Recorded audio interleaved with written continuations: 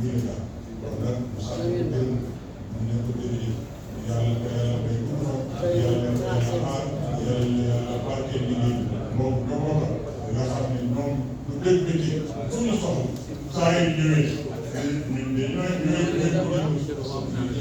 bu ñu nee ñu nekk ci buur ci digg seen bureau bi nekk seen bureau bi wax rek suñu doon nekk ci ay mag yi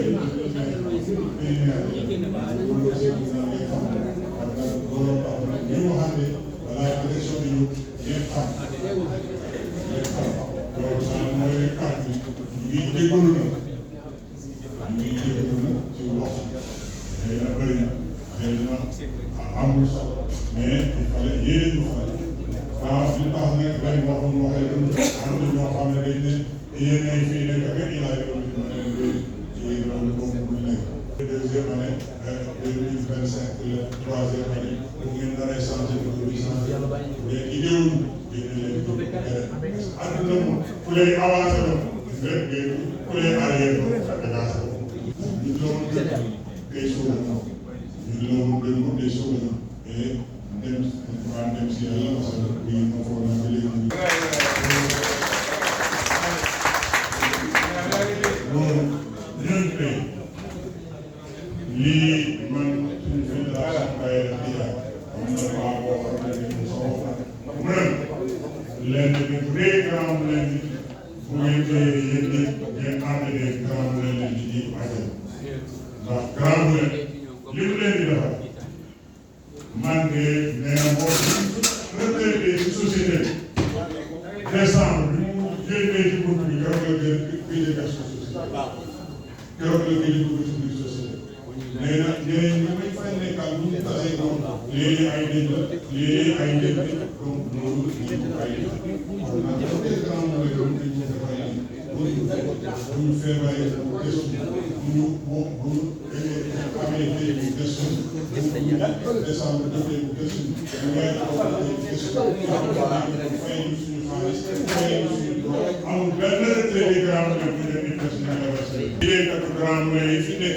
amul kenn ku ci amul pension bu baax par rapport ak yeneen entreprise kon nag loolu wërsëg la loolu wërsëg la ki la ko defal nag dëgg yàlla day nañ ku la jox añ jox la reer jox la ndékki bu ngay xool sa bàyyi ñu xoolee ko ko loolu borom xam-xam rek ko xam te lislaam day nañ ku la jox añ jox la reer jox la ndékki li ngay xool sa bàyyi bàyyi cër bi nga may sa bàyyi boo ko mayee yaa ngi ci sa bànn kon nag garam la suñu rakk la suñu lépp la 90% ñun ñëpp ñu nekk ku ci am kër ginnaaw yàlla garam lay dal ku dem Màkka ginnaaw yàlla garam lay dal ku dem Rome ginnaaw yàlla garam lay dal ku dem Fès ginnaaw yàlla garam lay dal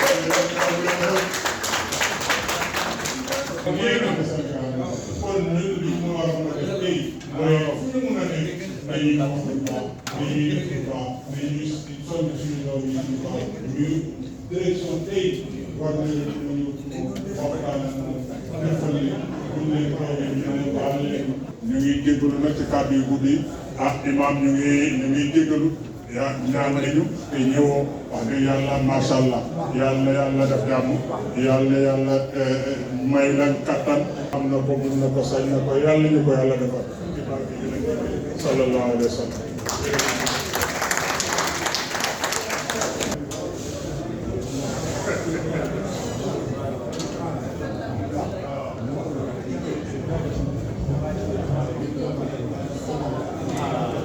Aja DJ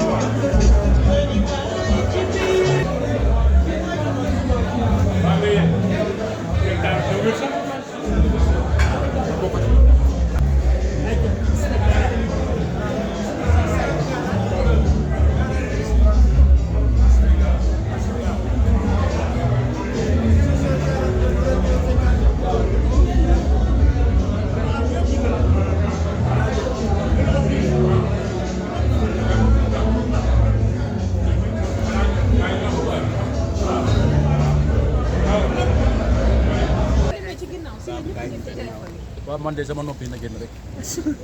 kon duñu feeñ ñun.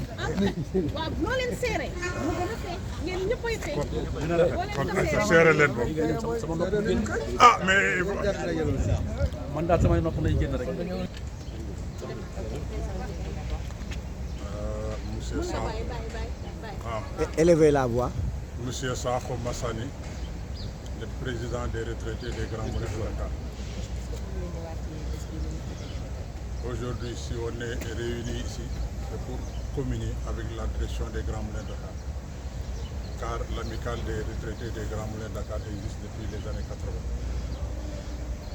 80. C'était au temps de M. Mimran. En 2018, les Grands Moulins ont été rachetés par le groupe Cyborg Corporation. Avec à sa tête M. Franck Bavard, directeur général adjoint, qui n'a ménagé aucun effort pour consolider les acquis des retraités des Grands Moulins de Dakar qui ont été légués par M. Mimran, Jacques Mimran. Aujourd'hui, le directeur général adjoint, en collaboration avec son directeur des ressources humaines, ont amélioré de manière considérable les conditions des retraités des Grands Moulins de Dakar. On en veut pour preuve. À la fin de chaque année, on nous alloue une enveloppe qui fait plus de 100 000 francs par personne. Et on est au nombre de 161 retraités. Donc ça fait beaucoup d'argent. Un don de 50 000 francs est alloué aux épouses ou à l'épouse d'un retraité décédé. Un don de Ramadan d'une valeur d'un sac de riz et de 10 kilos de sucre est alloué à chaque retraité durant le mois de Ramadan. Un billet de pèlerinage, soit à la Mecque ou à Rome, est alloué chaque année à un retraité des Grands Moulins de Dakar. Un suivi médical au niveau de l'infirmerie des Grands Moulins de Dakar est aussi alloué aux retraités des Grands Moulins de Dakar.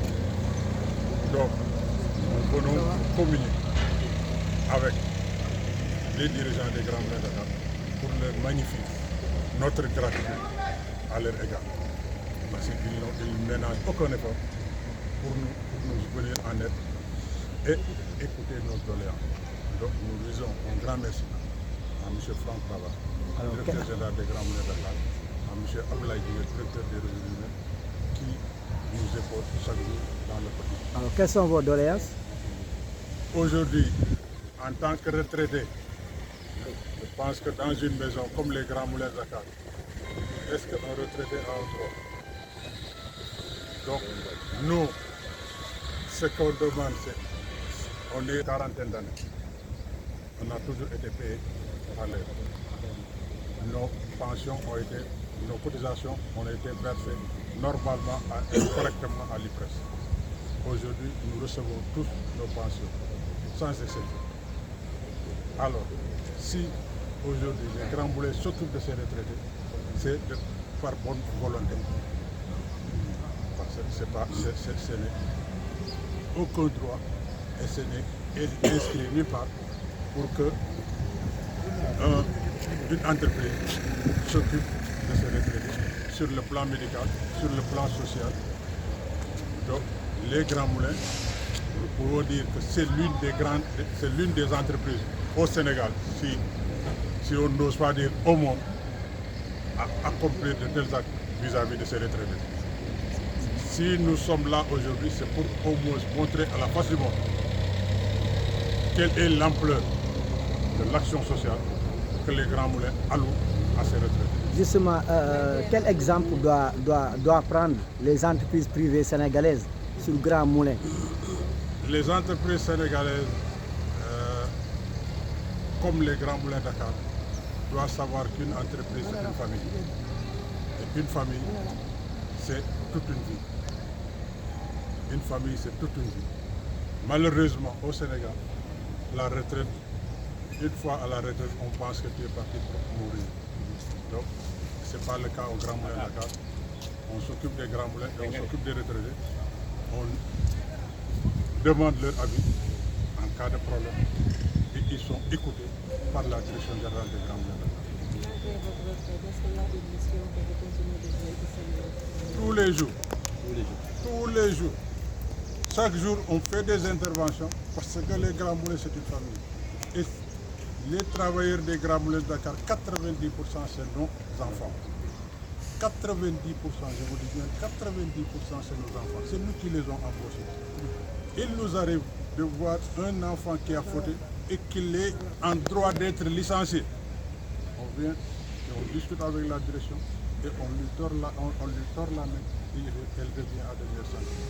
Ça, c'est aussi une des valeurs de la direction des Grands Moulins de Dakar.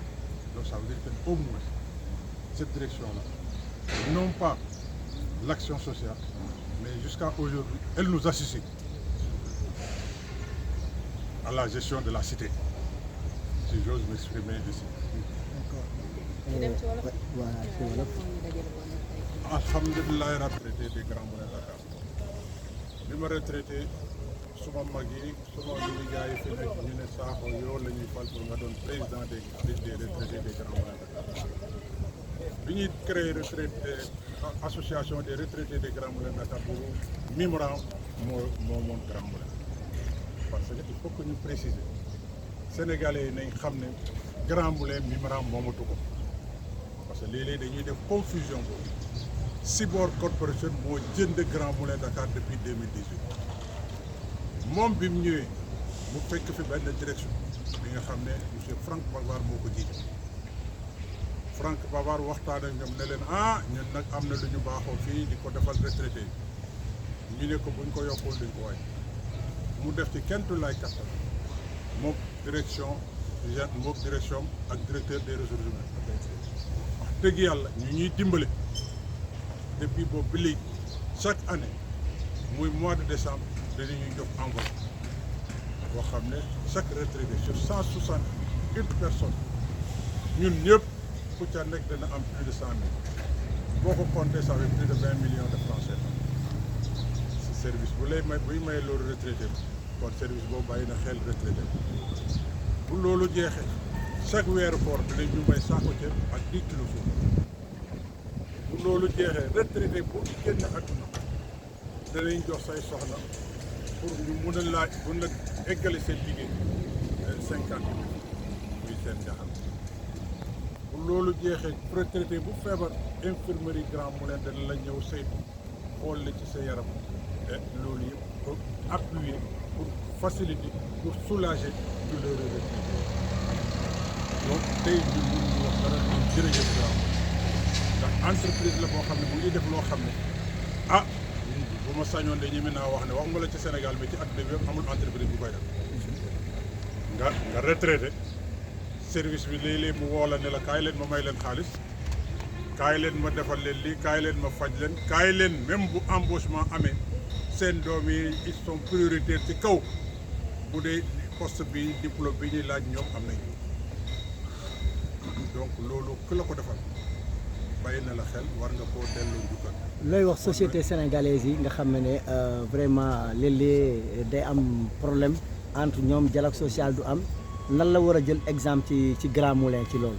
li mu war a jël exemple ci Grands Moulins mooy nay dajale ay retraités parce que mag nag jar naa bay ci réew ndax Kocc Barma ko wax